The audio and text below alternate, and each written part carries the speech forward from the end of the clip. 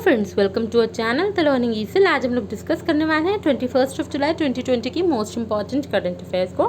सबसे पहले आपको बता दें हमारा सेशन किस तरीके से रहेगा। फर्स्ट ऑफ ऑल, जो भी हम लोगों ने कल कलेक्टिव करंट अफेयर्स पढ़ी थी 19 एंड 20 जुलाई 2020 की, उनका हम लोग एक MCQ पैटर्न में क्विक रिविजन करेंगे। उसके बाद हम लोग आज की जो भी मोस्ट इंपॉर्टेंट करंट अफेयर्स रही उनको डिस्कस करेंगे।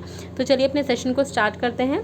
Who among the following participated in the third meeting of G20 finance ministers and central bank governors via video conferencing. तो एक ये G20 ministers and central bank governors की meeting रही थी video conferencing के थ्रू। इसमें participate किसने किया था? तो इसमें पार्टिसिपेट किया था निर्मला सीतारमण ने, जो कि हमारी फाइनेंस मिनिस्टर हैं, और ये है राज्यसभा MP कर्नाटका से। अगर हम लोग बात करें पीयूष गोयल की, तो रेलवे मिनिस्टर हैं, कॉमर्स एंड ट्रेड मिनिस्ट्री भी यही संभाल रहे हैं। राज्यसभा MP हैं महाराष्ट्र से, और महाराष्ट्र से राज्यसभा MP हैं। और हाल ही में क्या हुआ था, एक इन्होंने अनाउंसमेंट किया था इंडिया का पहला स्लेट रेलवेज ब्रिज अंजी खाड़ ब्रिज का टू कनेक्ट, जो कनेक्ट करेगा कटरा और रैसी को, जो जम्मू एंड कश्मीर से हैं। और ये अनाउंसमेंट रेलवे मिनिस्टर ने ही किया था। और वीडियो कॉन्फ्रेंसिंग के through trade investors ministers meeting हुई थी G20 कंट्रीज़ की, जिसमें पार्टिसिपेट किया था हमारे trade and commerce minister Piyush Goyal ने ही। अगर हम लोग बात करते हैं प्रकाश जावड़ेकर की, तो ये forest minister of climate change है, क्लाइमेट चेंज मिनिस्टर हैं। और इनके पास बेसिकली 3 मिनिस्ट्रीज़ हैं, ये कई मिनिस्ट्रीज संभाल रहे हैं। तो इनके पास कौन कौन सी मिनिस्ट्रीज हैं पहले तो आइए वो देख लेते हैं। तो ये environment, forest and climate change ministry है इनके पास, और एक ये हैवी इंडस्ट्रीज मिनिस्टर भी हैं, और एक जो है ये है minister of information and broadcasting. और प्रकाश जावड़ेकर जो हैं ये भी राज्यसभा MP हैं, कहाँ से? महाराष्ट्र से। अच्छा, अभी इन्होंने भी पार्टिसिपेट किया था एक मीटिंग में, 4th addition virtual ministerial meeting रही थी क्लाइमेट एक्शन पे। तो और ये इस मीटिंग को को चेयर किया था यूरोपियन यूनियन, चाइना और कनाडा ने, और इस मीटिंग में इंडिया को रिप्रेजेंट किया था प्रकाश जावड़ेकर ने ही। और अगर हम लोग बात करते हैं रमेश पोखरियाल निशंक की, तो ह्यूमन रिसोर्स डेवलपमेंट मिनिस्टर हैं, इनकी कॉन्स्टिट्यूएंसी होती है हरिद्वार उत्तराखंड। और इन्होंने अभी क्या किया था हाल ही में, first online national initiative for school heads and teachers holistic advancement, यानी कि निष्ठा प्रोग्राम। ये निष्ठा का फुल फॉर्म होता है national initiative for school heads and teachers holistic advancement, निष्ठा प्रोग्राम है। और ये 1200 की रिसोर्सेज पर्सन्स हैं आंध्र प्रदेश के, उनके लिए इस प्रोग्राम को जो है लॉन्च किया था। और ये प्रोग्राम लॉन्च किसने किया था? इसको लॉन्च करने वाले हैं HRD मिनिस्टर रमेश पोखरियाल निशंक। और इनके साथ जिन्होंने इसको लॉन्च किया था वो कौन है? उनका नाम है, ये minister of state for human resource development है, इनका नाम है संजय धोत्रे। और इन दोनों ने मिलकर निष्ठा प्रोग्राम को लॉन्च किया था 1200 की वर्कर्स के लिए, आंध्र प्रदेश के 1200 की रिसोर्सेज पर्सन्स के लिए। और अगर हम लोग बात करते हैं वर्ल्ड मोस्ट अफोर्डेबल कोविड-19 डायग्नोस्टिक किट कोरोश्योर, इसको डेवलप किया था IIT दिल्ली ने, और उसको लॉन्च किया था रमेश पोखरियाल निशंक ने। अभी हाल ही में ड्रग डिस्कवरी हैकाथॉन 2020 हुई थी, उसको भी रमेश पोखरियाल निशंक और डॉक्टर हर्षवर्धन ने इसको जो है मिल के इसको इनॉग्रेट किया था, ड्रग डिस्कवरी हैकाथॉन को। G20 extraordinary virtual education minister meeting रही, जिसमें पार्टिसिपेट किया था रमेश पोखरियाल निशंक ने। और फिट है तो हिट है इंडिया वेबिनार प्रोग्राम है ये इंडिया का फ्लैगशिप कैंपेन है। और इसको किसने इनॉग्रेट किया था? किरण रिजिजू और रमेश पोखरियाल निशंक ने मिलकर। किरण रिजिजू कौन है? Minister of state independent charge for sports and youth affairs हैं ये। और इनकी जो कॉन्स्टिट्यूएंसी है किरण रिजिजू की, वो है अरुणाचल वेस्ट। और रमेश पोखरियाल निशंक के बारे में ऑलरेडी डिस्कस कर चुके हैं, ह्यूमन रिसोर्स डेवलपमेंट मिनिस्टर हैं। और इनका निर्वाचन क्षेत्र क्या है? इनका निर्वाचन क्षेत्र है Haridwar Uttarakhand. On World Youth Skills Day, India has announced a partnership with SAP India to provide career counseling to young people in the country that will improve their employability skills in COVID and post-COVID era. बात ये हो रही है कि world youth skills day के दिन India ने किसने अनाउंस किया था? डैश इंडिया लिखा है, बेसिकली क्वेश्चन है dash India. Dash India has announced a partnership with SAP India to provide, जैसे कि करियर काउंसलिंग प्रोवाइड किया जा सके, यंग जो अभी इंडिया के यंग लोग हैं उनको करियर काउंसलिंग प्रोवाइड किया जा सके, जिससे कि उनकी एम्प्लॉयबिलिटी स्किल्स जो है इम्प्रूव हो सके कोविड एरा में भी और पोस्ट कोविड एरा में भी। तो SAP इंडिया के साथ इसके लिए किसने पार्टनरशिप की थी? यूनिसेफ इंडिया ने इसके लिए SAP इंडिया के साथ पार्टनरशिप की थी। यूनिसेफ की बात करें तो यूनिसेफ का हेडक्वार्टर होता है न्यूयॉर्क US में, और इसकी हेड है हेनरिटा H. फोरे इसकी हेड है। और इसके हेड है। और अगर हम लोग बात करते हैं यूनिसेफ ने हाल ही में क्या किया था, रेड डॉट चैलेंज के लिए मानुषी चिल्लर के साथ कोलैबोरेट किया था। और यूनिसेफ की अगर हम बात करते हैं तो हम लोग हेडक्वार्टर ऑलरेडी डिस्कस कर चुके हैं। वर्ल्ड हेल्थ ऑर्गेनाइजेशन की बात करते हैं तो हाल ही में यूनाइटेड स्टेट्स ने ऑफिशियली एग्जिट किया है वर्ल्ड हेल्थ ऑर्गेनाइजेशन से। वर्ल्ड हेल्थ ऑर्गेनाइजेशन के एग्जीक्यूटिव बोर्ड के चेयरमैन के रूप में डॉक्टर हर्षवर्धन को अपॉइंट किया गया था हाल ही में। और वर्ल्ड हेल्थ ऑर्गेनाइजेशन का हेडक्वार्टर होता है जेनेवा स्विट्ज़रलैंड में। और यहाँ के जो डायरेक्टर जनरल हैं उनका नाम है टेड्रोस एधेनोम। अगर हम लोग बात करते हैं यूनाइटेड नेशंस की तो इसके जो हेड हैं, इसके जो सेक्रेटरी जनरल है उनका नाम है एंटोनियो गुटेरेस। और इसका हेडक्वार्टर कहाँ होता है? यूएन का न्यूयॉर्क में होता है, यूएस में यूएन का हेडक्वार्टर होता है यूनाइटेड नेशंस का। यूनेस्को की बात करते हैं तो इसका हेडक्वार्टर होता है पेरिस फ्रांस में। और इसके जो है डायरेक्टर जनरल का नाम है Audrey Azoulay. Union Minister for Petroleum and Natural Gas and Steel Dharmendra Pradhan met with Secretary of Energy Dan Brouillette to co-chair the second India-Strategic Energy Partnership Ministerial Meeting through virtual meeting to review progress, highlight major accomplishment and prioritize new areas for cooperation। बात की जा रही है कि union minister of petroleum and natural gas जिनका नाम है धर्मेंद्र प्रधान, इन्होंने क्या किया था, ये किसके साथ, कौन से कंट्री के सेक्रेटरी ऑफ एनर्जी, कौन सी कंट्री के सेक्रेटरी ऑफ एनर्जी से मिले हैं जिनका नाम है डैन ब्राउलेटे, जिससे कि ये को चेयर कर सके second India strategic energy partnership. India और इस कंट्री की जो स्ट्रैटेजिक एनर्जी पार्टनरशिप है इसको को चेयर करने के लिए, तो वो कंट्री है यूएस। तो ये जो कह सकते हैं डैन ब्राउलेटे हैं, ये यूएस के सेक्रेटरी ऑफ एनर्जी हैं। और India US strategic energy partnership की बात की जा रही है यहाँ। अगर हम लोग बात करते हैं धर्मेंद्र प्रधान की, तो ये कौन है? ये हम लोग ने जैसे कि डिस्कस किया, petroleum and natural gas and steel ministry है इनके पास। धर्मेंद्र प्रधान की अगर हम लोग बात करें तो, और ये क्या है, ये राज्यसभा एमपी हैं मध्य प्रदेश से। और धर्मेंद्र प्रधान की अगर हम लोग बात करें तो इन्होंने हाल ही में क्या किया था, एक कह सकते हैं कॉम्प्रेस्ड बायोगैस सेंटर ये इनॉग्रेट किया था इडापड्डी के पलाना स्वामी के साथ तमिलनाडु के नमक्कल में।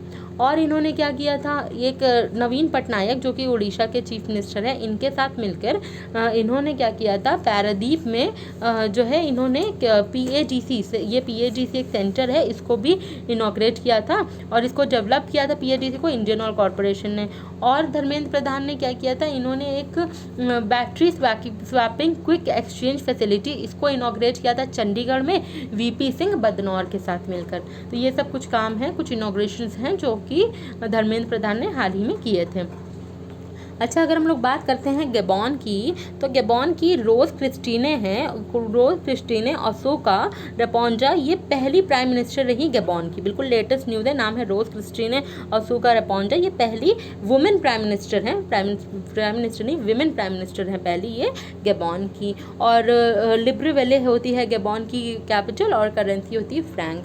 अगर हम लोग बात करते हैं यूके की, तो यूके में हाल ही में एक रियल एस्टेट ट्रांसपेरेंसी इंडेक्स आया था, उसमें जो है यूके ने टॉप किया था और इंडिया की उसमें रैंक रही थी 34। तो इसमें इंडिया की रैंक क्या रही थी, 34।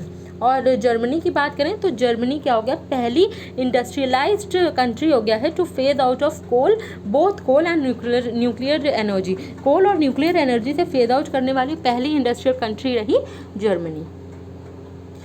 SBI Cards and Payments Services has named whom as its new MD and CEO। SBI Cards and Payments से किसे अपने नए managing director and chief executive officer के रूप में अपॉइंट किया है, तो वो हैं अश्विनी कुमार तिवारी। इनका क्या नाम है, अश्विनी कुमार तिवारी। अच्छा, अगर हम लोग बात करते हैं राजकिरण राय की, तो ये इनको यूनियन बैंक ऑफ इंडिया के CEO के रूप में हाल ही में अपॉइंट किया गया।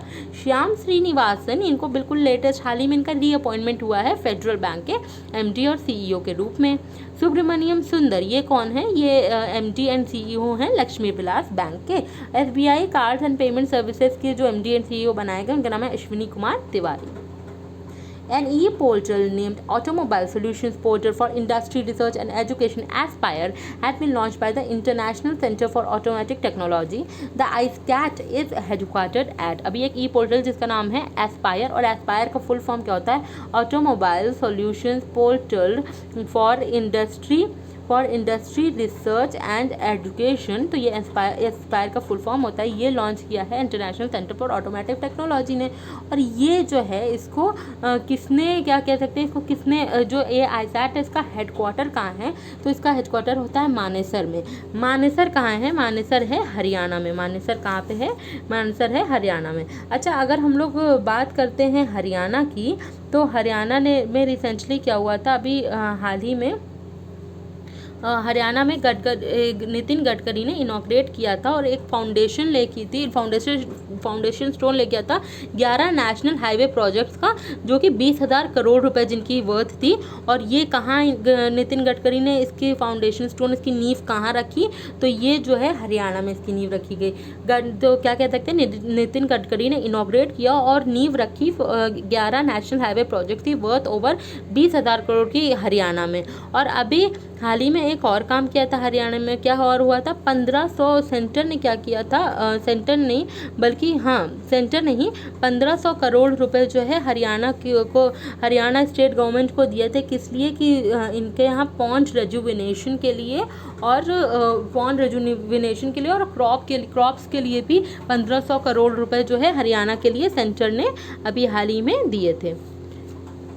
बेंगलुरु में प्राणवायु प्रोग्राम जो है लॉन्च किया गया। कर्नाटका के बेंगलुरु में कौन सा प्रोग्राम, प्राणवायु प्रोग्राम जो है ये इसको लॉन्च किया गया था।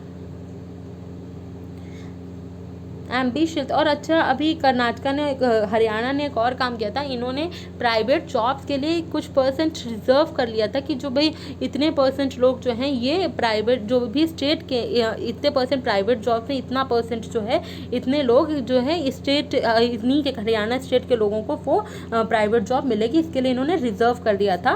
कुछ शायद 70% के आसपास था, इसका मैं आप लोग को कल बिल्कुल सही बता दूंगी।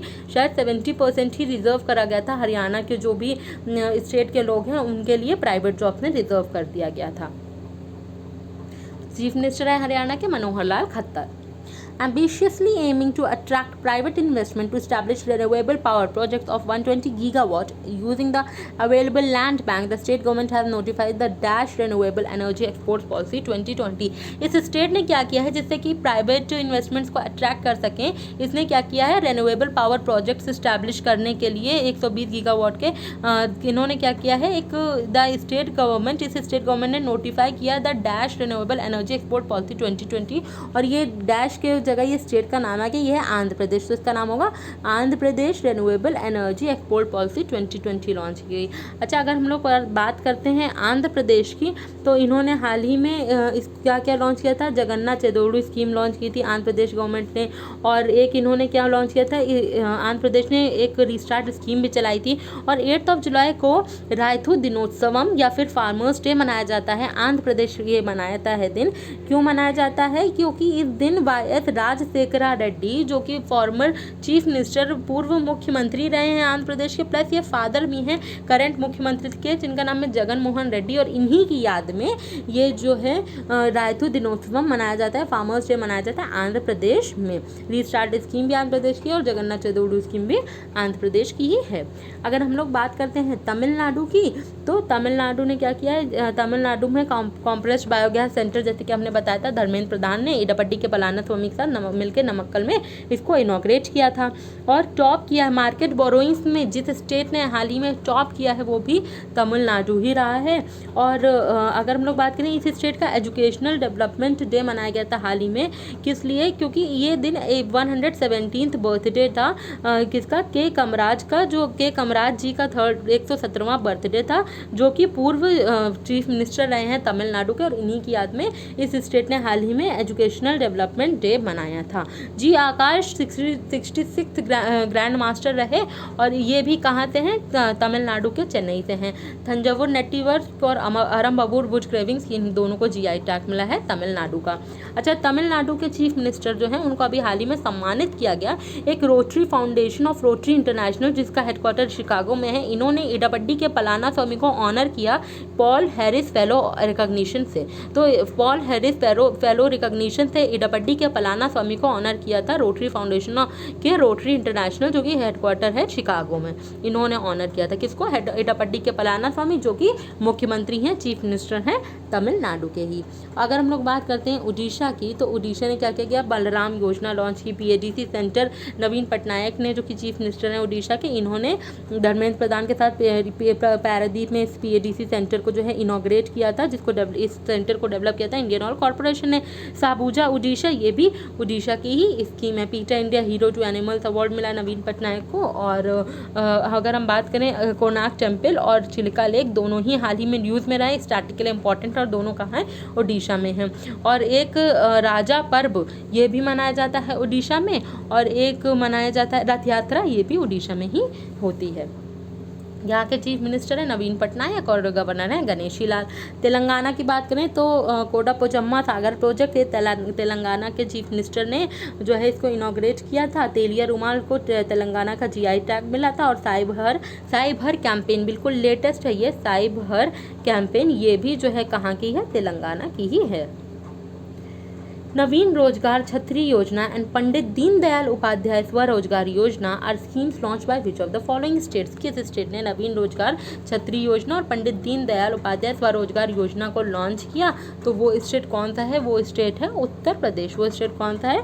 वो स्टेट है उत्तर प्रदेश। अच्छा, अगर हम लोग उत्तर प्रदेश की बात करें तो बाल श्रमिक विद्या योजना, ये कहाँ की है? उत्तर प्रदेश की है। Flatted factory model Uttar Pradesh ने लॉन्च किया था। उत्तर प्रदेश का स्टार्टअप फंड और स्टार्टअप पॉलिसी, ये दोनों ही कहाँ के हैं? उत्तर प्रदेश के ही हैं। मिशन वृक्षारोपण 2020 भी उत्तर प्रदेश का है। Mahatma Gandhi national rural employment में भी उत्तर प्रदेश ने क्या टॉप किया था। राहत मित्र ऐप, आयुष कवच कोविड ऐप, दोनों उत्तर प्रदेश गवर्नमेंट का है। और उत्तर प्रदेश की बात करें, चीफ मिनिस्टर हैं योगी आदित्यनाथ, और यहाँ के गवर्नर का नाम है, यहाँ की गवर्नर है आनंदीबेन पटेल, और जो कि जिनको एडिशनल चार्ज मिला है as the governor of Madhya Pradesh. Madhya Pradesh के गवर्नर जो अब तक बीमार चल रहे थे, लालजी टंडन, आज उनका निधन हो गया। आज के करंट अफेयर में हमने वो चीज़ डिस्कस की है। तो इस वजह से उनके बीमार चल रहे थे अभी तक, तो इस वजह से इनको एडिशनल चार्ज, आनंदीबेन पटेल को एडिशनल चार्ज मिलाता है मध्य प्रदेश गवर्नर, लेकिन आज ही लालजी टंडन का निधन हो गया। और बात करते हैं अगर हम लोग मध्य प्रदेश की, तो मध्य प्रदेश ने हाल ही में क्या क्या काम किए? मध्य प्रदेश ने चरण पादुका लॉन्च की, और कैंपेन है इसको लॉन्च किया, हमारा घर मेरा घर मेरा विद्यालय, या हमारा घर हमारा विद्यालय, ये था, इसको लॉन्च किया था। इंतज़ार आपका, ये एमपी के जो है एमपी के टूरिज्म डिपार्टमेंट ने इसको लॉन्च किया था। मुख्यमंत्री शहरी पथ व्यवसाय उत्थान योजना मध्य प्रदेश की है। FIR के द्वारा दीदी व्हीकल, चरण पादुका, migration commission latest Madhya Pradesh ने ही लॉन्च किया। Everyone will get employment, Rozgar Setu, mid day meal ration, thank mom plantation drive, दिव्यांग आंगनवाड़ी वर्कर्स को कोरोना वॉरियर्स का स्टेटस, 750 मेगावाट का पावर प्लांट मोदी जी ने जो है इनॉग्रेट किया, ये भी मध्य प्रदेश के रेवा में इनॉग्रेट किया। और रोको टोको कैंपेन भी मध्य प्रदेश की ही है। और अभी हाल ही में मध्य प्रदेश ने कहा है कि जो भी एसिड अटैक विक्टिम्स हैं उनको ये लोग 5,000 रुपये का फाइनेंशियल असिस्टेंस देंगे। तो ये सब काम किसने किए? मध्य प्रदेश गवर्नमेंट ने किए। दीदी व्हीकल भी मध्य प्रदेश का है। हम लोग बात करते हैं अगर मध्य प्रदेश की, चीफ मिनिस्टर हैं शिवराज सिंह चौहान। यहाँ की अभी तो जो गवर्नर चल रही हैं वो कौन है? आनंदीबेन पटेल। बात करते हैं झारखंड की, तो झारखंड ने बिरसा हरित ग्राम योजना और नीलांबर पीताम्बर जल समृद्धि योजना, पोर्टवीर शहीद पोटो हुकेल विकास योजना, ये सब कहाँ की हैं? झारखंड की हैं। दूरदर्शन के साथ कोलैबोरेट करके स्टेट में के जो स्टूडेंट थे उनको ऑनलाइन लेक्चर्स की फैसिलिटी देने की बात भी झारखंड गवर्नमेंट ने ही की है। अगर हम लोग बात करते हैं गुजरात की, तो गुजरात का एट वन क्लिक इनिशिएटिव है। लार्ज स्टेट्स में गुजरात ने फूड सेफ्टी इंडेक्स में टॉप किया है। ट्यूबरकुलोसिस रिपोर्ट में भी गुजरात ने ही टॉप किया है। आत्मनिर्भर गुजरात सहाय योजना भी गुजरात की ही है। गुजरात के चीफ मिनिस्टर हैं विजय रूपानी, और गवर्नर हैं आचार्य देवव्रत। बैरी German passed away recently. He was related to which of the following sports? बैरी जार्मान का हाल ही में निधन हो गया, और ये किस स्पोर्ट से रिलेटेड थे? ये थे बैडमिंटन से नहीं रिलेटेड थे, मैंने यहाँ गलत कर दिया, ये क्रिकेट से रिलेटेड थे। ऑस्ट्रेलिया से खेलते थे, ये क्रिकेटर हैं बैरी जार्मान। यहाँ मैंने गलती से गलत लिख दिया, 1 मिनट में इसको करेक्ट कर देती हूँ। इसका आंसर है क्रिकेट, बैडमिंटन नहीं है इसका आंसर। तो ये किससे रिलेटेड है? क्रिकेट से रिलेटेड है। ये ऑस्ट्रेलिया से खेलते थे और ये क्रिकेटर है, नाम है बैरी जर्मन। अच्छा, अगर हम लोग बात करते हैं टेनिस की, तो टेनिस में हाल ही में एशले कूपर का निधन हो गया, जो कि ऑस्ट्रेलिया से थे। एक पैरा बैडमिंटन प्लेयर और पैरा एथलीट भी थे, इनका भी हाल ही में निधन हो गया। नाम मुझे इसका थोड़ा सा स्ट्राइक नहीं कर रहा है, मैं आपको इनका नाम कल के सेशन में बताऊंगी। ये पैरा एथलेटिक थे और पैरा बैडमिंटन प्लेयर भी रहे थे। और क्रिकेटर में अभी तो जो बैरी जर्मन हम लोगों ने पढ़ा ही, और रियाज शेख पाकिस्तान से थे, और एक हैं राजेंद्र गोयल, ये सब क्रिकेटर थे जिनका हाल ही में निधन हो गया। फुटबॉल की बात करें तो मारियो गोमेज जर्मनी फुटबॉलर हैं, बिल्कुल इनका भी हाल ही में भी 2-4 दिन या 2-3 हफ्ते पहले इनका भी निधन हो गया। मारियो गोमेज नाम था, जर्मनी के फुटबॉलर हैं। और एक गीगी सिमोनी, ये फुटबॉल कोच थी, इनका भी निधन हो गया कुछ महीनों पहले। और इसका आंसर क्रिकेट है, बैडमिंटन नहीं है इसका आंसर।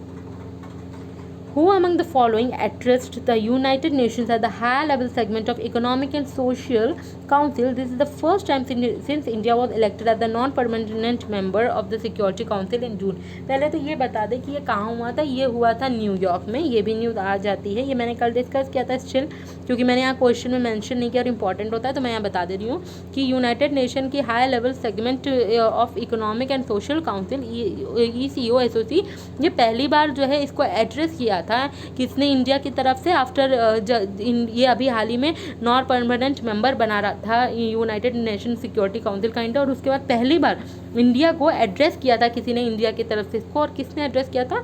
तो उनका नाम है नरेंद्र मोदी ने। Narendra Modi honourable prime minister of India, इन्होंने एड्रेस किया था।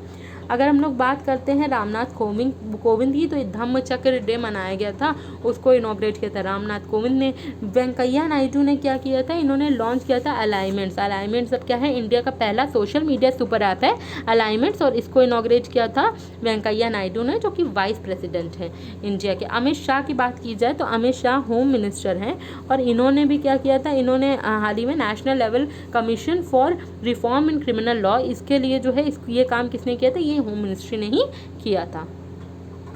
The International Chess Day is celebrated in which of the following days as the founding day of FIGHT World Chess Federation. This year will mark FIGHT's 96th anniversary. ये साल FIGHT की 96th anniversary है, और बोला गया है international chess day ये किस दिन सेलिब्रेट किया जाता है? ये सेलिब्रेट किया जाता है 20 जुलाई, यानी कि कल इस दिन को मनाया गया था। अच्छा, अगर fightchess.com अभी हाल ही में हुई थी, जिसमें इंडिया की रैंक रही 5th, और इसमें टॉप किया था चाइना ने। और ये दिन जो है कब मनाया जाता है? इंटरनेशनल चेस डे 20 जुलाई को मनाया जाता है, और ये वर्ल्ड चेस फेडरेशन की फाउंडिंग डे के दिन इसको मनाया जाता है, और इस साल 96th एनिवर्सरी रही इसकी। The Dash annual meeting of United States India Business Council will be marked with the 2020 India Ideas Summit। और ये कौन सी एनुअल मीटिंग थी United states India business council की? तो ये थी 45th एनुअल मीटिंग रही, 45th annual meeting. Which of the following state governments has proposed to establish turmeric research institute? ये किस गवर्नमेंट, ये कहाँ पे इस्टेब्लिश किया जाएगा? तो इस्टेब्लिश किया जाएगा तमिलनाडु में। ये इस्टेब्लिश किया जाएगा तमिलनाडु में। तमिलनाडु के बारे में हम लोग ऑलरेडी पढ़ चुके हैं, उड़ीसा के बारे में हम लोग ऑलरेडी डिस्कस कर चुके हैं। आइए कर्नाटका के बारे में डिस्कस करते हैं। तो कर्नाटका ने हाल ही में क्या क्या काम किए? हाल ही में जो है कर्नाटका ने अभी वीवर सम्मान योजना लॉन्च की, और वीवर सम्मान योजना कर्नाटका ने लॉन्च की। इसके कनेक्ट फोरम भी कर्नाटका का है। कितिगनहाली लेक, इस पे नेशनल ग्रीन ट्रिब्यूनल ने 10 लाख का फाइन लगाया, क्योंकि इस पर ओवर पॉल्यूशन हो रहा है। स्टेट ने इस स्टेट पे लगाया क्योंकि ओवर पॉल्यूशन हो रहा है। ये कितिगनहाली लेक कहाँ है? कर्नाटका में है। ये स्टेट पहला स्टेट रहा जिसने अमेंड किया है industries act for small medium and large scale industries को। तो ये जो है ये सब काम किसने किए हैं? कर्नाटका ने किए हैं। कर्नाटका ने मेक संदेश ऐप और वरुणमुख पोर्टल भी ये कर्नाटका का ही है, और कर्नाटका के बेंगलुरु में प्राणवायु प्रोग्राम को लॉन्च किया गया। कर्नाटका के चीफ मिनिस्टर हैं BS येदियुरप्पा, और गवर्नर हैं वजुभाई वाला। अगर तेलंगाना के बारे में भी हम लोग डिस्कस कर चुके हैं। South central railway on goal sub division office Vijayawada division backed the ministry of जल शक्ति वाटर हीरो अवार्ड। याद रखिएगा साउथ सेंट्रल रेलवे है ये, south central railway Ongole sub division office Vijayawada division है, इसने बैक किया है, it backed the ministry of जल शक्ति मिनिस्ट्री का अवार्ड है वर्ल्ड वाटर हीरोज अवार्ड। इस अवार्ड का नाम है वाटर हीरोज अवार्ड। और कौन है जल शक्ति जो मिनिस्ट्री है, जल शक्ति मंत्रालय है, जल शक्ति मंत्री, उनका नाम क्या है? उनका नाम है गजेंद्र सिंह शेखावत और इनकी कॉन्स्टिट्यूएंसी है जोधपुर राजस्थान। जोधपुर राजस्थान है गजेंद्र सिंह शेखावत का निर्वाचन क्षेत्र। और ये कौन है? जल शक्ति मंत्रालय संभाल रहे हैं। अच्छा, अगर हम लोग बात करते हैं नरेंद्र सिंह तोमर की, तो ये कौन है? नरेंद्र सिंह तोमर ये है minister of agriculture and farmer welfare, minister of rural development and minister of Panchayati Raj. Morena Madhya Pradesh Narendra Singh Tomar की कॉन्स्टिट्यूएंसी निर्वाचन क्षेत्र होता है। प्रहलाद जोशी कौन है? तो प्रहलाद जोशी है minister of parliamentary affairs ministry है इनके पास। और ये minister of coal and minister of mines भी यही है, कोल और माइंस मिनिस्टर भी यही है। धरवाद कर्नाटका है प्रहलाद जोशी की निर्वाचन क्षेत्र। बात करें अगर थावरचंद गहलोत की, तो ये क्या है? Social justice and empowerment minister है और ये राज्यसभा MP है मध्य प्रदेश से। अच्छा, थावरचंद गहलोत ने कंपोजिट रीजनल सेंटर्स को इनॉग्रेट किया था अर्जुन मुंडा के साथ मिलकर। Arjun Munda tribal affairs minister है, खुंटी झारखंड की कॉन्स्टिट्यूएंसी है। पहला इस वर्चुअल कैंप लगाता है असिस्टिव एड्स प्रोवाइड करने के लिए, जिसको इनॉग्रेट किया था थावरचंद गहलोत ने ही। Which country is going to host 2022 edition of FIFA Men's Football World Cup 2022? 22nd addition है, 2022 में होगा, ये तो याद रहेगा ऐसे ही। 22nd एडिशन है फीफा मेंस वर्ल्ड कप का, 2022 में होगा।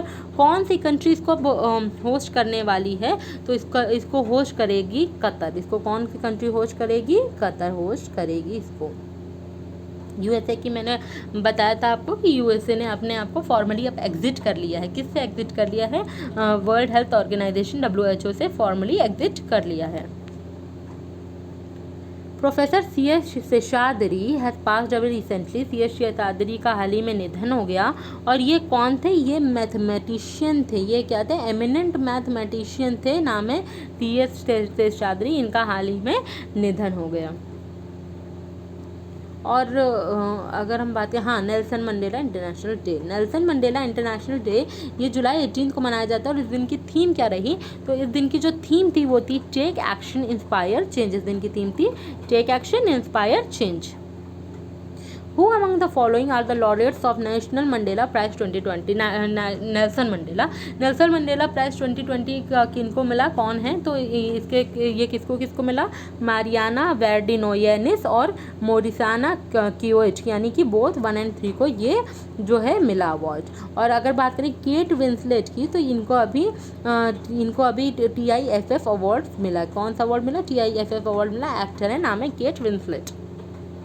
Who has been appointed as the chairman of HCL Technologies? HCL Technologies के चेयरमैन के रूप में हाल ही में किसे अपॉइंट किया गया?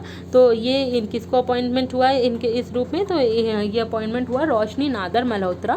ये जो है शिव नादर को इन्होंने रिप्लेस किया। शिव नादर की डॉटर हैं और इन्हीं को इन्होंने रिप्लेस किया। अब ये हो गई हैं HCL टेक्नोलॉजीज़ की चेयरमैन। इंडिया की रिचेस्ट वुमेन है ये कौन है? इंडिया की रिचेस्ट वुमेन है, नाम है रोशनी नादर मल्होत्रा, जो अब चेयरमैन है HCL टेक्नोलॉजीज़ की। उर्जित पटेल क्या है? National institute of public policy के जो है ये चेयरमैन के रूप में इनको अपॉइंट किया गया। और इन्होंने अभी हाल ही में एक बुक भी लिखी थी जिसका नाम है, इस बुक का नाम था overdraft saving the Indian saver. चलिए अब हम लोग आज की जो भी मोस्ट इंपॉर्टेंट करंट अफेयर रही उनको डिस्कस करते हैं। The Union Environment and Information Broadcasting Minister Prakash Javadekar held Kurma application to track and report Indian turtles। बात क्या की जा रही है कि अभी जैसे हम लोग ने याद होगा कि अभी हम लोग ने 23 मई को क्या मनाया था?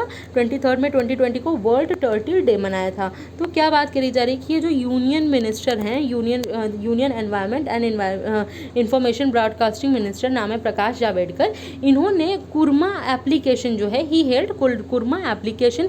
ये क्या एप्लीकेशन काम करेगा? ट्रैक करेगा एंड रिपोर्ट करेगा इंडियन टर्टल्स को। जो भी इंडियन टर्टल्स हैं उनको ट्रैक करेगा और फिर इनको रिपोर्ट करेगा। ये जो कुरमा ऐप है ये लॉन्च हुआ था 23 मई 2020 को, वर्ल्ड टर्टल डे के दिन इस ऐप को लॉन्च किया गया था। ये एप्लीकेशन डेवलप किसने की थी? The application was develop by Indian turtle conservation action network. It can यानी कि ITCAN, Indian turtle conservation action network ने इस जो है ऐप को, जिसका नाम है कुरमा ऐप, इसको डेवलप किया था। और ये कब लॉन्च हुआ था? 23 मई 2020 वर्ल्ड टर्टल डे के दिन ये ऐप लॉन्च हुआ था। और the can was join by wild life conservation society India. और इसको जो है डेवलप करने में ITCAN को ज्वाइन किसने किया था? Wild life conservation society India ने इसको ज्वाइन किया था। The Central Board of Direct Taxes and Ministry of Micro, Small and Medium Enterprises have signed a Memorandum of Understanding regarding sharing of data by the CBDT with MSME Ministry। बात ये की जा रही है कि central board of direct taxes CBDT ने क्या किया है? Ministry of micro small and medium enterprises MSMEs के साथ एक MOU साइन किया है, मेमोरेंडम ऑफ अंडरस्टैंडिंग साइन किया, जिससे कि डेटा शेयर किया जा सके। CBDT डेटा शेयर कर सके MSME मिनिस्ट्री से। किससे? MSME मिनिस्ट्री से। MSME मिनिस्ट्री किसके पास है? तो इसके MSME मिनिस्टर है नितिन गडकरी, और जो है ये road transport and highway minister भी हैं, और इनकी कॉन्स्टिट्यूएंसी है Nagpur, Maharashtra. Madhya Pradesh governor Lalji Tandon has passed away recently after a prolonged illness. He was 85। जैसे कि हम लोग काफ़ी समय से डिस्कस कर रहे थे कि आनंदीबेन पटेल को एडिशनल चार्ज दिया गया है एज अ गवर्नर ऑफ, यानी कि राज्यपाल, मध्य प्रदेश के राज्यपाल के रूप में। तो क्योंकि बहुत काफ़ी समय से बीमार चल रहे थे लालजी टंडन, जो कि ऑलरेडी गवर्नर थे मध्य प्रदेश के, और जो है अब क्या हो गया है, इनका आज ही निधन हो गया है। और ये क्या है? मध्य प्रदेश के गवर्नर थे और का निधन हो गया। नाम है लालजी टंडन, और प्रोलॉन्ग्ड इलनेस, लंबे समय से बीमार चलते इसलिए, और ही वॉज 85, ये 85 ईयर्स के थे। Maharashtra has become the first state in the country to get the go-ahead to use drones for aerial surveillance and inspection of high voltage power transmission lines and towers। बात ये की जा रही है, जैसे कि क्या होता था कि पहले अगर कोई दिक्कत आती थी तो चेयर्स का और लैडर्स का यूज़ किया जाता था, जो भी हाई वोल्टेज हैं लाइंस और टावर्स हैं इनको इंस्पेक्ट करने के लिए। तो अब क्या करा जाएगा कि ये चीज़ें, इसमें रिस्क भी रहती थी, तो अब क्या होगा, इसकी जगह ड्रोन्स का इस्तेमाल किया जाएगा। अब लोगों को की लाइफ एट रिस्क नहीं रहेगी, अब ड्रोन्स का इस्तेमाल किया जाएगा। तो ये किसने किया है? महाराष्ट्र गवर्नमेंट ने, महाराष्ट्र स्टेट ने किया है। तो महाराष्ट्र ऐसा पहला स्टेट हो गया है कंट्री का, इंडिया का, जिसने क्या किया है? ड्रोन्स का इस्तेमाल किया है एरियल सर्विलेंस के लिए और इंस्पेक्शन के लिए। हाई वोल्टेज, किसके इंस्पेक्शन के लिए? Extra high voltage power transmission lines and towers के लिए। Maharashtra state electricity transmission company limited will deploy drones to inspect faulty lines, reducing the risk posed to its staff. ऐसे जैसे कि मैंने बताया, रिस्क पोस्ट टू स्टाफ, क्यों risk रहता था कि स्टाफ अगर खुद चेक करने जा रहे हैं इतनी हाई वोल्टेज की जो भी लाइन्स हैं उनको, उनके लिए लैडर्स और चेयर्स का यूज़ कर रहे हैं, तो उस पर रिस्क रहता था। तो अब ड्रोन्स में ऐसी कोई रिस्क नहीं रहेगा। और ये जो है किसने डेवलप किया है? Maharashtra state electricity transmission company limited क्या करेगा? ये जो है डिप्लॉय करेगी ड्रोन्स को, जिससे कि इंस्पेक्ट किया जा सके फॉल्टी लाइन्स को, जिससे कि इनकी जो स्टाफ है उनको कम से कम रिस्क पे रहें।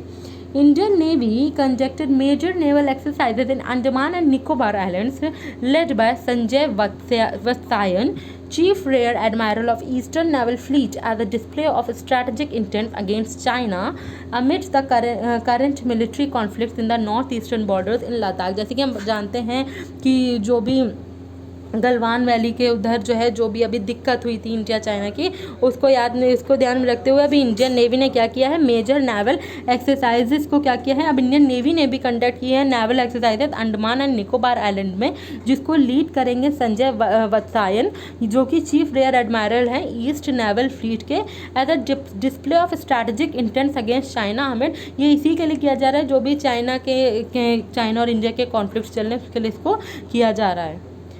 Crime writer S. Hussain Zaidi has penned a new novel the end game. ये नाम है द एंड गेम, और इसको किसने पेन किया है, किसने लिखा है? ये लिखा है, क्राइम राइटर हैं बेसिकली, ये नाम है S. हुसैन जैदी, इन्होंने नॉवेल लिखी, नाम है the end game. The Odisha government the Odisha government has included transgender community under Madhu Babu Pension Yojana, a social security scheme which provides financial assistance to poor elderly, differently abled persons and widows in the state। बात ये कही जा रही है कि Odisha government ने अब क्या किया है, इन्होंने ये कहा है कि अब ये लोग ट्रांसजेंडर कम्युनिटी को भी इंक्लूड करेंगे मधु बाबू पेंशन योजना में। ये एक सोशल सिक्योरिटी स्कीम है जिसमें कि फाइनेंशियल असिस्टेंस जो दी जाएगी किस चीज़ की, जो भी पुअर एल्डरली हैं, यानी कि जो भी गरीब बुजुर्ग हैं, जो भी डिफरेंटली एबल्ड हैं, या फिर जो भी विडोज़ हैं उनके स्टेट के उड़ीसा की, उनके लिए क्या किया जाएगा, फाइनेंशियल असिस्टेंस प्रोवाइड करने के लिए एक स्कीम है मधु बाबू पेंशन योजना। ये बेसिकली इन लोगों के लिए थी। अब इसमें ट्रांसजेंडर कम्युनिटी को भी इंक्लूड करने की बात कर रही है ओडिशा गवर्नमेंट। अंडर MBPY यानी कि मधु बाबू पेंशन योजना scheme, nearly 5,000 transgenders will receive 500 and rupees 700 and 900 per month as pension under various categories। बात की जा रही है कि जो इस स्कीम में क्या किया जाएगा, नियरली 5,000 ट्रांसजेंडर्स को 500 रुपये, 700 रुपये और 900 रुपये पर मंथ दिए जाएंगे as a pension under various depending on the, कई कैटेगरीज में उनकी एज के हिसाब से 500, 700 और 900 रुपये पर मंथ के हिसाब से उनको प्रोवाइड किए जाएंगे।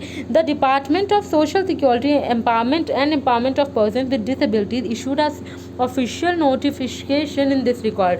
तो डिपार्टमेंट ऑफ सोशल सिक्योरिटी और empowerment of persons with disabilities ये क्या करेंगे, ये ऑफिशियल नोटिफिकेशन इस रिगार्ड में देंगे। ओडिशा गवर्नमेंट ने बेसिकली इंपॉर्टेंट इतना ही होता है कि ये जो स्टेप लिया, जो ये स्कीम है, स्कीम भी पूछी जा सकती है किस स्टेट की है, उड़ीसा स्टेट की है, मधु बाबू पेंशन योजना, और अब इसमें ट्रांसजेंडर कम्युनिटी को भी इंक्लूड किया जा रहा है।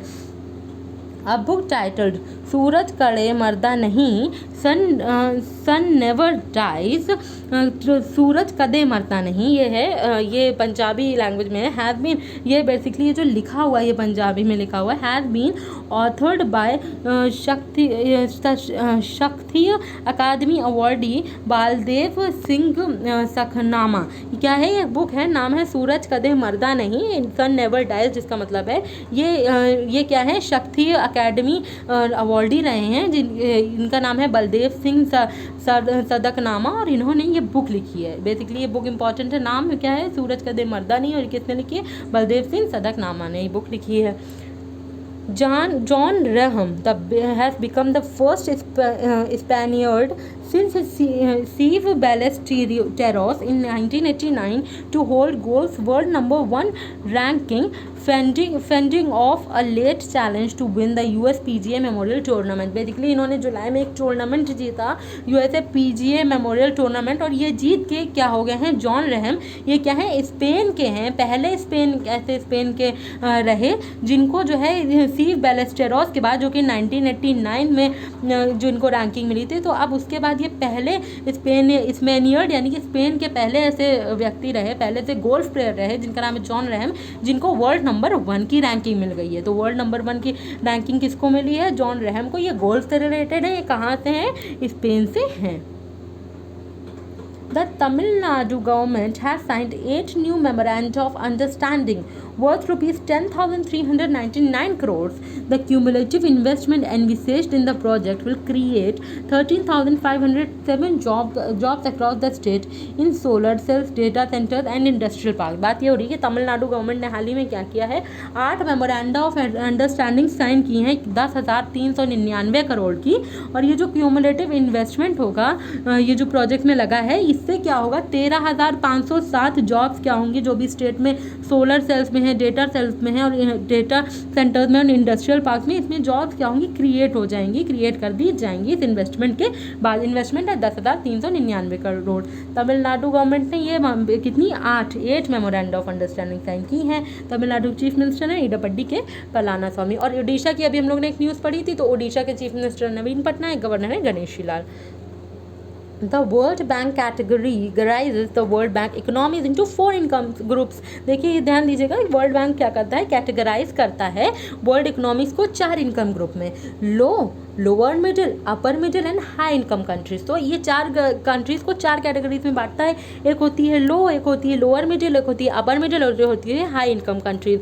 जुलाई 1 को हर साल 1 जुलाई को वर्ल्ड बैंक क्या करता है, क्लासीफाई करता है कंट्रीज़ को based on gross national income per capita in the US dollar. तो यूएस डॉलर्स के बेसिस पे पर कैपिटा पे जीएनआई ग्रॉस नेशनल इनकम पे क्या किया जाता है, इन कंट्रीज़ को जो है ये क्लासिफिकेशन के हिसाब से इनको ये दिया जाता है कि भैया ये कंट्री लो इनकम में आती है, लो मिडिल इनकम में आती है, अपर मिडिल में आती है या हाई इनकम में आती है। तो अब इसमें क्या किया गया, the method use for calculation is known as the Atlas method. और ये जो कैलकुलेशन का मेथड वर्ल्ड बैंक यूज़ करते हैं इसको एटलास मेथड कहा जाता है। और लेटेस्ट क्लासिफिकेशन में वर्ल्ड बैंक ने इंडिया को क्या क्लासीफाइड किया है, ये इंपॉर्टेंट है। तो वर्ल्ड बैंक ने क्लासीफाई किया है इंडिया को लोअर मिडिल इनकम कंट्री में। अकॉर्डिंग टू इंडिया के gross national income per capita US dollars के हिसाब से in the US dollar India जो है एक वर्ल्ड बैंक ने इंडिया को as lower middle income country में कैटेगराइज किया है। अच्छा, अगर हम लोग वर्ल्ड बैंक की बात करते हैं, हेडक्वार्टर होता है वॉशिंगटन डीसी यूएस। इसके जो प्रेसिडेंट होते हैं वो होते हैं डेविड मेलपास, 13 प्रेसिडेंट है और यूएस से ही हैं। और अभी वर्ल्ड बैंक ग्रुप के चीफ इकोनॉमिस्ट के रूप में किसको अपॉइंट किया गया था, कार्मेन रेनहाल्ट को अपॉइंट किया था। और ये वाइस प्रेसिडेंट भी वर्ल्ड बैंक की नहीं, कार्मेन रेनहाल्ट है नाम इनका।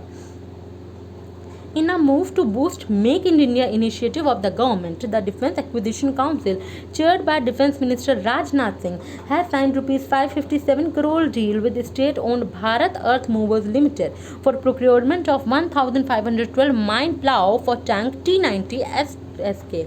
बात ये कर रहे हैं कि जैसे कि मेक इन इंडिया इनिशिएटिव को बढ़ोतरी देने के लिए, एक बूस्ट करने के लिए मेक इन इंडिया इनिशिएटिव को डिफेंस एक्विजिशन काउंसिल जो कि हेड करते हैं डिफेंस मिनिस्टर राजनाथ सिंह जी, इन्होंने एक 557 करोड़ रुपीस की डील जो है इसको साइन किया है। ये किसके साथ मिलकर साइन किया है, स्टेट ओन्ड क्या है, ये एक स्टेट ओन्ड एंटरप्राइज है भारत अर्थ मूवर्स लिमिटेड के साथ इन्होंने मिलकर एक डील साइन की है 557 करोड़ की, जिससे कि 1512 या 1512 माइन प्लाउ जो है इसको प्रोक्योर किया जा सके और फॉर टैंक T90 SSK के लिए।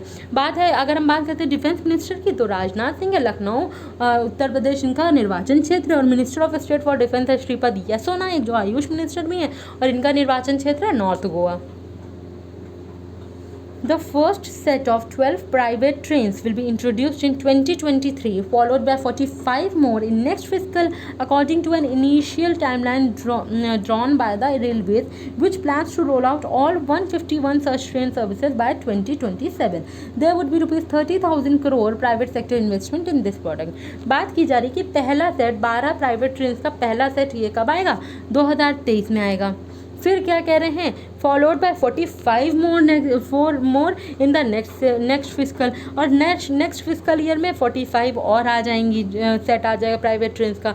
According to an initial timeline drawn by the railway ने इनिशियल टाइमलाइन ड्रॉ किया, उसके हिसाब से बात की जा रही, जो प्लान करता है कि ये सारा के सारे जो ये 151 प्राइवेट ट्रेन हैं, ये सारी सर्विसेज कब तक रोल आउट हो जाएंगी, 2027 तक रोल आउट कर दी जाएंगी, और 30,000 करोड़ का प्राइवेट सेक्टर का इन्वेस्टमेंट रहेगा इस प्रोजेक्ट में।